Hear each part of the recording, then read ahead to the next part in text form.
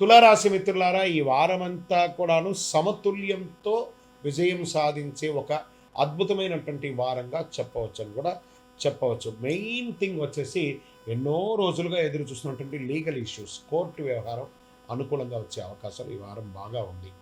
ఎన్నో రోజులుగా ఒక శస్త్రచికిత్స చేయాలని ఉంటుందని ఆరోగ్యపరంగా ఒక కేర్ తీసుకోవాల్సి ఉంటుంది మీరు ఈ వారం. ఈ రెండు మేజర్ వీక్ అనమాట ఈ వారంలో కూడా చెప్పచ్చు.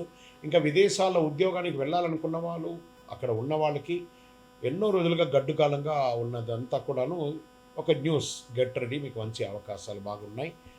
సినిమా టీవీ కళాకారులకి, తర్వాత స్టేజ్ కళాకారులకి ఇవన్నీ కూడా ఒక మంచి అవకాశాలు ఈ వారం కలిసి వచ్చే అవకాశాలు చాలా అద్భుతంగా ఉంది. షేర్ మార్కెట్ మాత్రం ఒక విచిత్రమైనటువంటి వారంగా కనబడవచ్చు ఈ వారం అంతా కూడా. మీకు జాగ్రత్త, అప్పుడే లాభాలు కనబడతాయి, అప్పుడే నష్టం కనబడతాయి. ఈ వారం అంతా కూడా జాగ్రత్తగా చేయండి. రియల్ ఎస్టేట్ చర్చలు విజయమయ్యే అవకాశాలు ఉన్నాయి. అది బిజినెస్ క్లోజ్ అవుతుందని చెప్పడం, చర్చలు బాగా అనుకూలంగా ఉండే అవకాశాలు బాగా కనబడుతున్నాయి. సర్వీస్ సెక్టార్ ఉద్యోగంలో ఉన్న వాళ్ళకి మంచి అవకాశాలు ఉన్నాయి.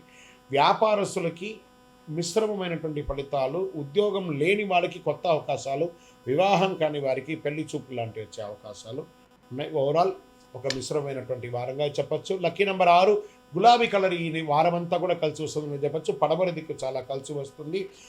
నవగ్రహాలకి 19 ప్రదక్షిణాలు ప్రతిరోజు చెయ్యండి. ఆదిత్యాయ, సోమాయ, మంగళాయ, బుధాయ, గురు, శుక్ర, శనిపేశ్వర, రాహువే, కేతువే అని చెప్పుకుంటూ ఈ యొక్క ఫలితాలని కూడా చేస్తూ ఉండండి.